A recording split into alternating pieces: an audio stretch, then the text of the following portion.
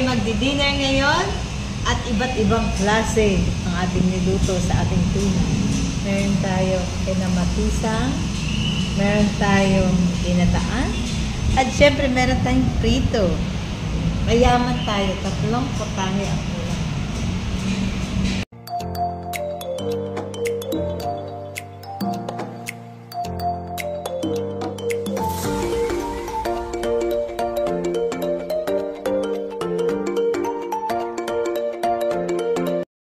Guys, naginataan kami kasi mura ang sitaw. Medyo mahal ang kalabasa kaya wala siya. At syempre, nagsinabawan din kami kasi maraming kamatis. So, yun yung aming naluto dito sa tuna. Kaya pray muna tayo, guys. Thank you, Lord. And meron ding prito. Ayan, na hindi na kami nagkare-kare kasi syempre, mahal ang gulay at wala kaming peanut butter. Ayan, kain tayo, guys.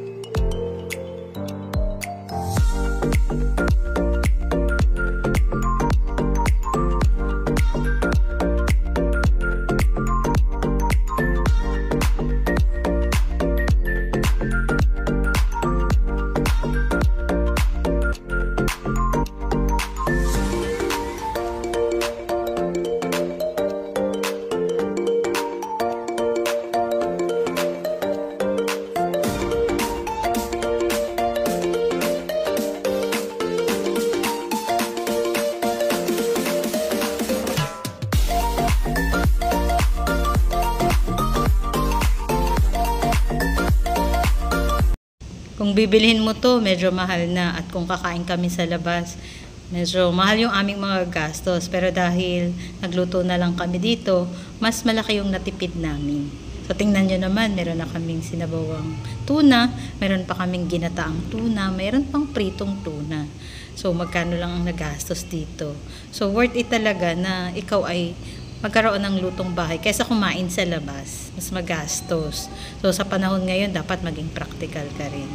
Kaya dapat maisipan din ng mga nanay dyan, ng mga katropa ko sa Eat Food, na maging ano lang tayo, practical. Dahil sa mahal ng gulay ngayon, medyo mahirap na rin maggulay, pero kailangan healthy pa rin yung pagkain, diba?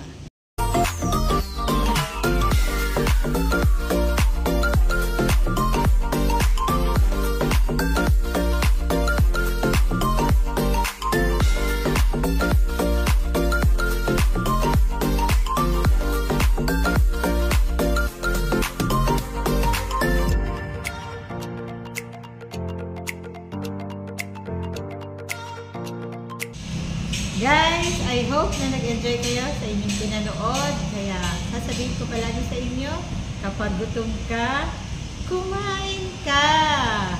God bless you po. Bye-bye!